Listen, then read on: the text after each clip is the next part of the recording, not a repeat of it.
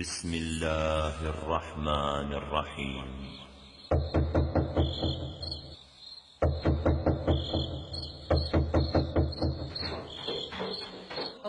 الله هوي بانت تطبق አለው ከሌሊትና ከቀን አንኳኪ በخير የሚያንኳኩ በቀር በሩን ከፈትኩት የፖሊስ መኪና ነው ያለው ጠየቁኝ ገሌነ ያሉኝ አዎ አልኳቸው አላህ ሆይ خير አድርጎ አልኩ አሉኝ በልና አብርሃም ለሳሳቢ ጉዳይ እንፈልጋለን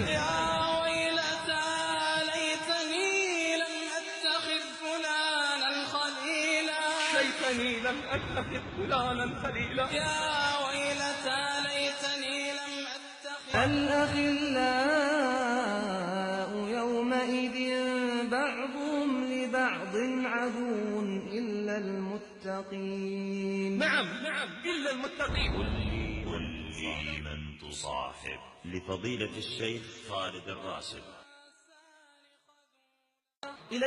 ወዳንተ የዚህ ጎረቤት ታሪክ ያ ከኔ ጋር የሚኖር ባንዳ አካባቢና ሰፈር አባቱ እያለቀሰ መጣና ስሞታ ያሰማኝ ታሪኩን ሊነግረኝ ሐዘንና ስቃይ ተሞልቶ ታሪኩ የጓደኛ ባህሪ ጓደኛ ላይ እንዴት እንደሚሰርጽ ያሳያል የአባት ለቅሶ ቀነሰና የልጁን ታሪክ መናገር ያዘ የ19 ዓመት ልጅ ነው ይላል ስለ ልጁ ሲናገር ሷሊህ ነበር የተረጋጋ ኸይርን የሚወድ ሰላቱን የሚጠብቅ መሄድ የሚመጣው ከጥሮች ጋር ነበር ከዛም በቅጽበት ሁኔታው ተቀየረ ጓደኞቹን ተወ ነገረ ስራው ሁሉ መቀየር ጀመረ ጸባዩን ተለወጠ እያደር ብዙም የሚያመሽ ለሊት የሚያነጋ ሰላት እየተሰገደ መተኛት ጀመረ ከትምህርት ቤት መቅረት በተደጋጋሚ መዋሸት ጀመረ የውሸትን ጥበብም ተማረ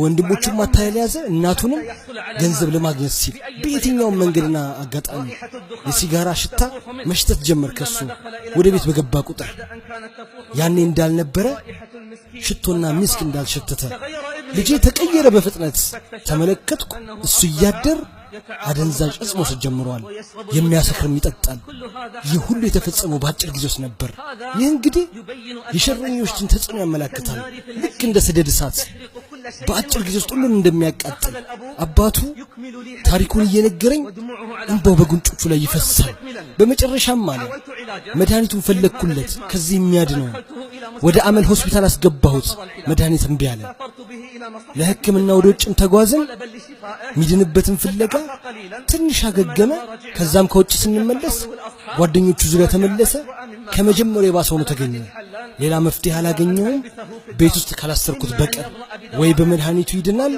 አሊያም በሱሱ ይሞታል አሰርኩት በቤታችን አንድ ክፍል ውስጥ በአላህ ይሁንብኝ አባትየው ይህንን ታሪክ ሲነግረኝ ግንባር ለግንባር ነን ይላል አሰርኩት በቤት ውስጥ አንድ ክፍል ይበላል ይጠጣል እዛው ሁኔታውንም ይከውናል እኔም ነበርኩ ምግብና መጠጥ ማስገባለት ለመላው ቤተሰብ አስጠንቅቄያለሁ በሩን እንዳትከፍቱለት በየትኛውም ምክንያት በየትኛውም ሁኔታ ምን ቢያማር ምን ቢያለቅስ በፍጹም በሩ እንዳይከፈት ነበርኩ ጩኸትና ለቅሶን ምሰማ ልቤ ክፉኛ እየተጎዳ ነገር ግን እኔ መድህኑን ፈልጋለሁ ከገባበት ሱስ ከነዚህ ሸረኞች ጋር ተገናኝቶ ከለታት ባንዱ ቀን ከስራ ወጣው ከአስር በኋላ የክፍሉ በር ክፍት ሆኖ አገኘሁት እሱ አልነበረም አልኩኝ እገሌ የታል ማን ነው በሩን የከፈተለት አሉኝ አያቱ መጣች ለዚያራ ድምጿን በሰማ ጊዜ መጮህ ማልቀስ መጣራት ጀመረ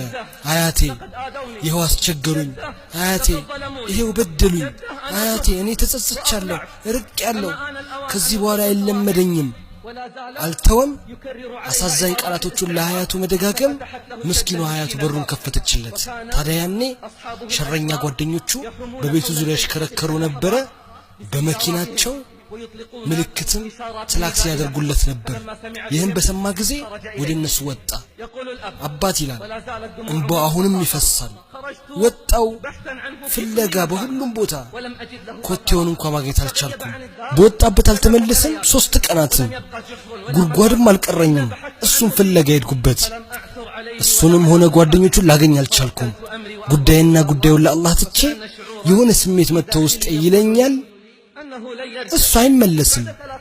ከ3 ቀናት በኋላ በረፋድ ምሽት ሰዓት ላይ አንድ አንኳኪ በሬን ያንኳኳል አልኩኝ። አላህ ሆይ እኔ ባንተ ተጠበቃለሁ ከሌትና ቀን አንኳኪ በኸይር ከሚያንኳኩ በስተቀር። በሩን ከፈትኩት። የፖሊስ መኪና ነው። ጠየቁኝ እገሌ ነህ ወይ? አዎ አልኳቸው። አላህ ሆይ ኸይር አድርገው አልኩኝ። በልና አብረህን ለአሳሳቢ ጉዳይ እንፈልግሃለን። ልብሴን ለበስኩ፣ ከነርሱ ጋር ወጣው። ልቤ በድንጋጤ ይመታል። ጉዳዩ ምን እንደሆነ አላውቅም። ምን ጉዳይ ምን ታሪክ አሉኝ። ቆይ ጠብቅ። ደረስን ወደ አንድ ሱፐርማርኬት ቅርብ ወደ ሆነው ከቤታችን። ያኔ ሱቁ ተዘግቷል። እጅግ በጣም ስለመሸ በሩን ከፈቱት። ወደ ሱፐርማርኬቱ ገባን። ከዛም ወሰዱኝ ወደ መታጠቢያ ክፍል። ከዛም ከፈቱት። አንዱን በራፍ አሉኝ ተዋወቅ ከዚህ አስክሬን ጋር። እሱ ልጄ ነው።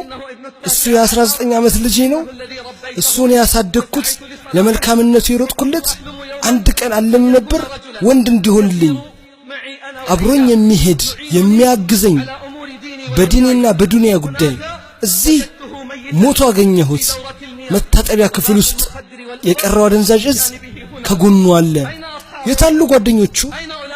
የታሉ እነዛ ሸረኞች? ለምንድን ነው የተዉት? ለምንስ ከሱ ራቁ? በአላህ ይሁንብኝ ይለኛል እንባው ጉንጮቹ ላይ አድርጎ። ወላሂ እሱ ገርግ ሳሌህ ነበር። በአላህ ይሁንብኝ እነዚህ ሰዎች ይጸጸታሉ። አንዳቸው አንዳቸውን ይረግማል። አላህ ሲል እነዚህን ሰዎች ሲጠቅስ